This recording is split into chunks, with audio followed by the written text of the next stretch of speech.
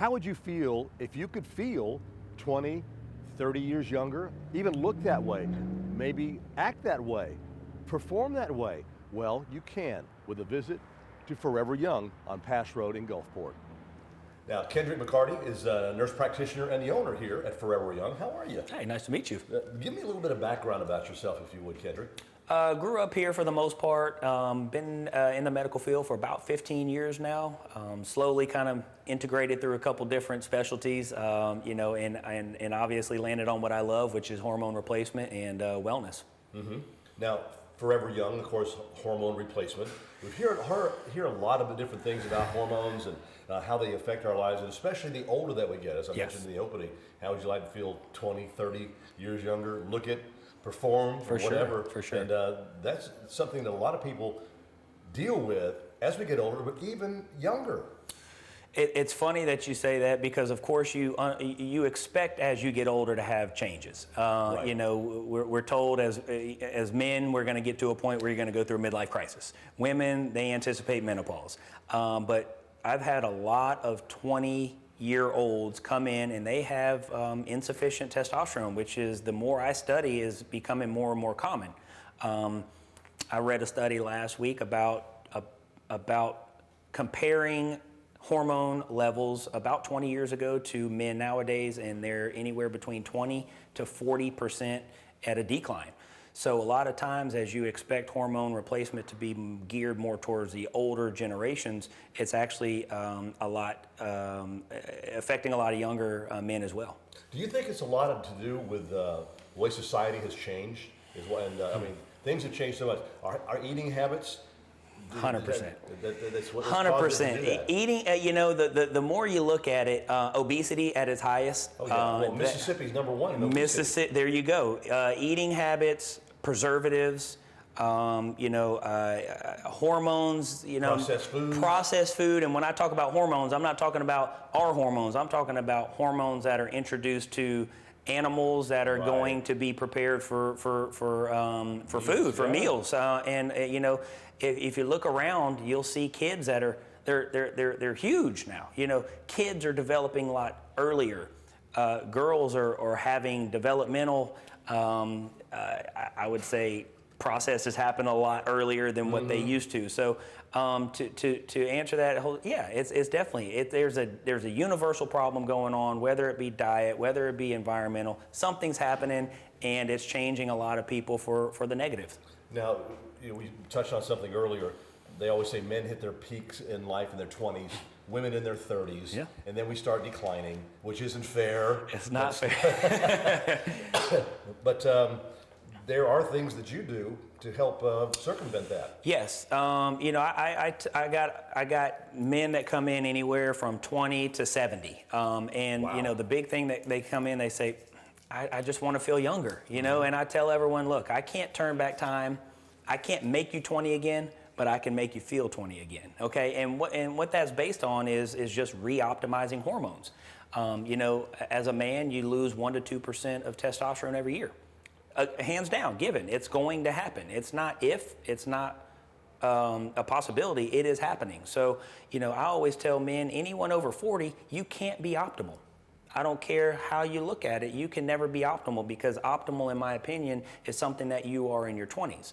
And you'll never be optimal again unless you have some sort of synthetic or replacement therapy that's going to help take your levels back to where they were. So as a man myself, over 40, I'm in my 60s now.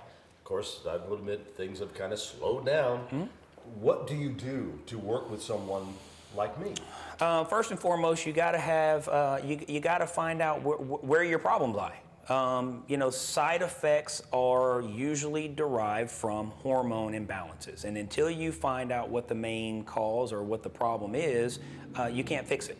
You know, a lot of people think about age as an acceptance. You know, man, I'm just getting 60, you know, or I'm getting more tired because I'm 60. You know, it's not the fact that you're getting older. Your body's changing because you're older. Hormones change because you're getting older. It's not the age factor. So whenever you recognize that there is an insufficiency, I come up with a treatment plan to re-optimize and you as an individual. I don't classify, I don't group, I don't have protocols. I have to figure out where you are in life, I have to find out where your problems lie, and we develop a treatment plan customized to you.